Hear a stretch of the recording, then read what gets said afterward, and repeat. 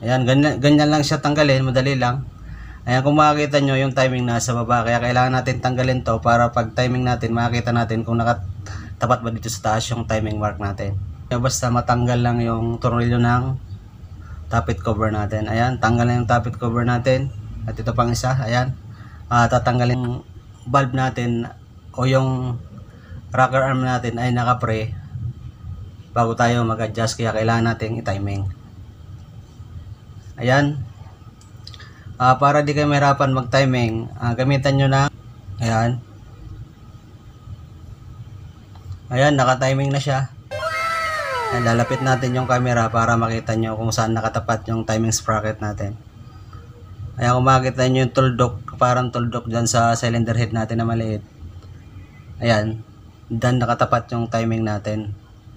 Ibig sabihin, pag nakatapat dyan, pwede na tayong mag-adjust ng valve clearance natin. Yan, mag-adjust na tayo ng valve clearance. Ang uunahin natin dito yung sa exhaust. Yan, luluwagan lang muna natin. O pwede nyo namang hindi naluwagan, sukatin nyo agad. Exhaust valve clearance natin ay is 0.10 mm. Yan, papakita ko sa inyo.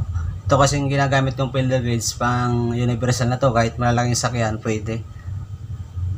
Sakto lang, smooth lang pag binubunot natin. Ito naman yung sa intake natin, 0.08 mm dito sa intake natin.